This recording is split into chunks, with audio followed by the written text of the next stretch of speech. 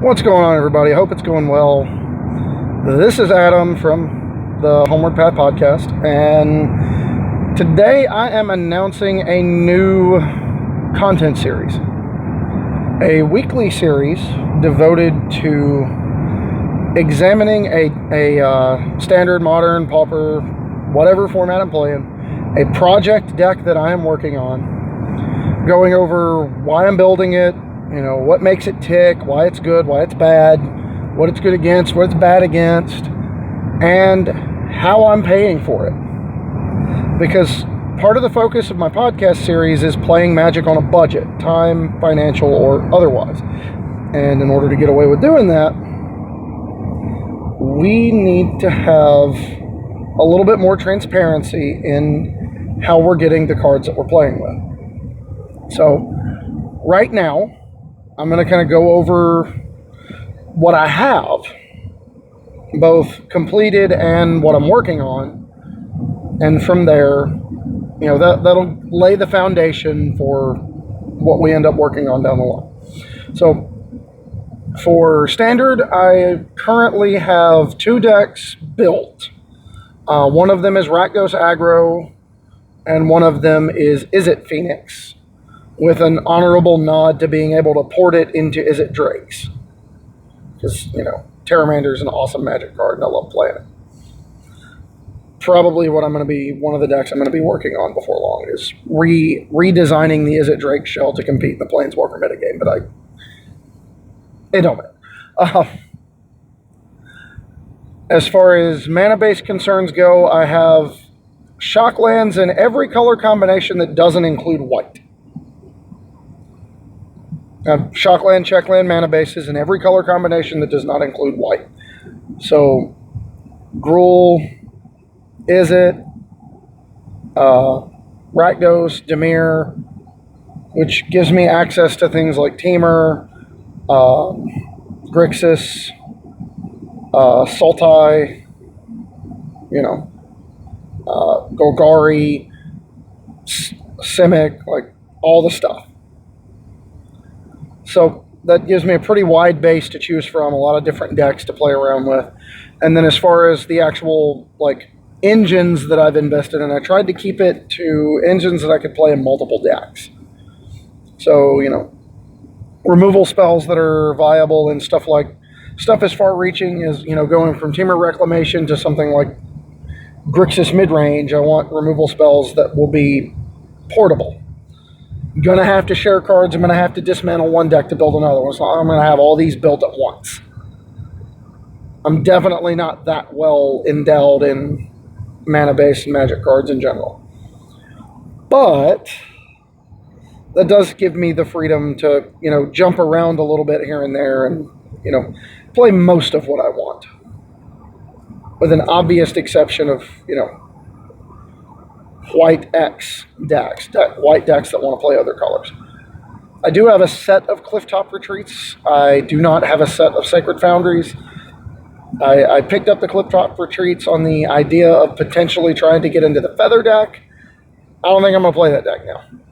So I'm going to be probably trading those Clifftop Retreats off pretty soon. But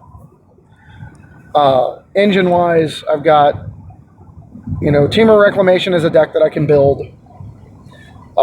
It Phoenix is a deck that I have built. Rakdos Aggro is a deck that I have built, both at the same time. I've got stuff for Mono Red Aggro. I've got stuff for... I'm working on the blue-black kind of tempo-centric mid-range deck, if that makes sense. Not Chupacabras and big stupid 5-drops and Elder Spruborns and tons and tons of Planeswalkers, but the list popularized by, and if I get the initials wrong, please correct me. VTCLLA, I believe is her name, streamer on Twitter that I found through Mason. That version of blue-black, kind of a blue-black tap-out control deck that gets to play Terramander and Thief of Sanity. Something's right up my alley. I dig it a lot, so I want to play it. On the way in from ABU Games is the stuff for a Simic kind of big aggro. That'll be the first deck I really cover when I actually do a full spotlight on a deck. It's going to be that Simic aggro shell.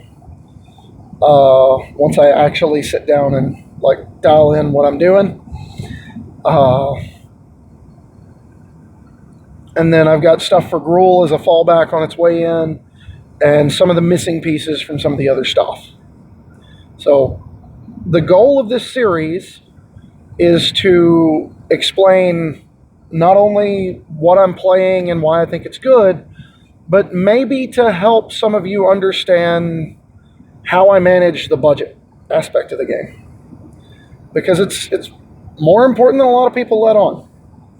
You know, the overwhelming belief in the Magic community is that the most powerful card you can wield is the credit card. And it's one that's not made any less popular by streamers parroting it. You know, I love watching Jeff Hoagland, but that's one particular area where I would be inclined to disagree. Having access to literally any card you need at any given time is nice, but it doesn't make you a better or worse Magic player.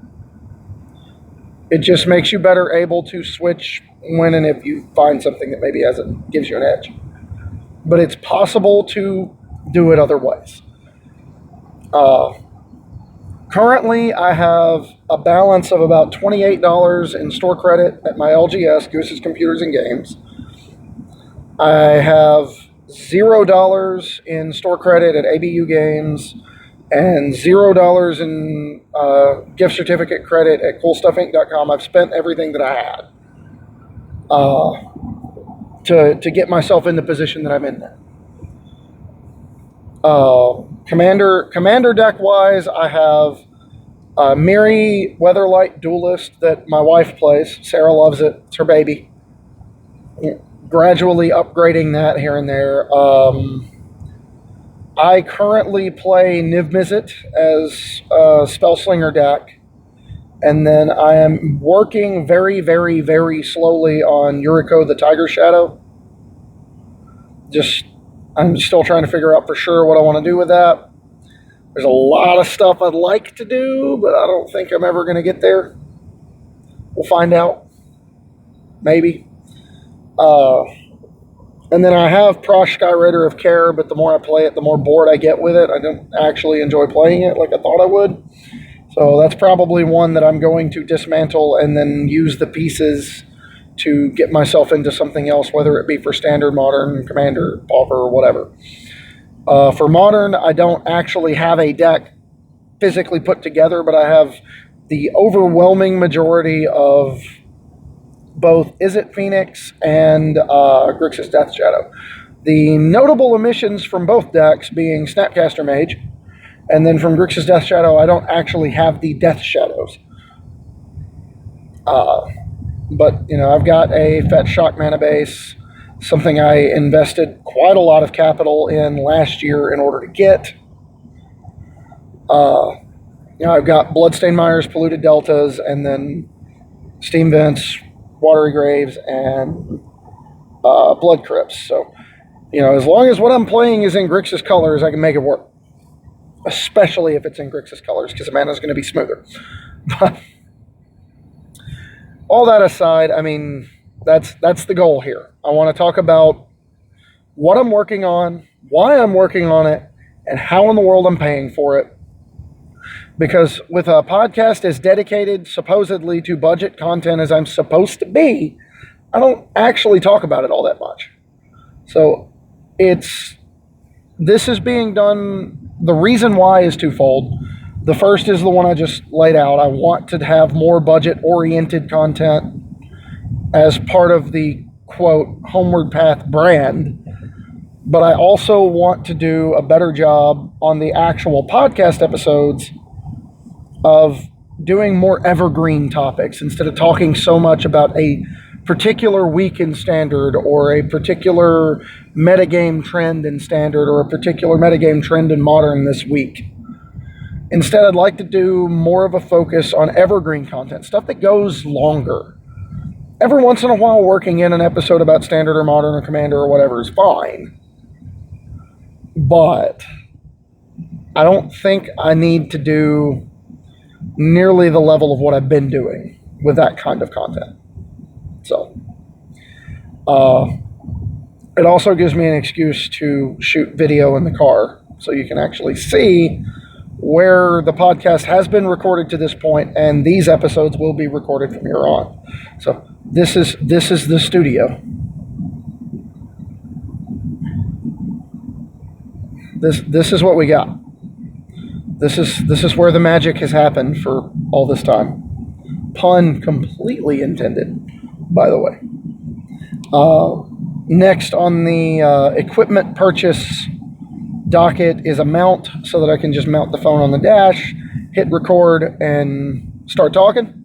And my hand will be free to gesture because I like to gesture when I talk, and it looks kind of awkward to do that while I'm holding a phone in one hand. But one way or the other, that's the gist. Anybody has an idea for a snazzy name, a snappy little name that I can use for it?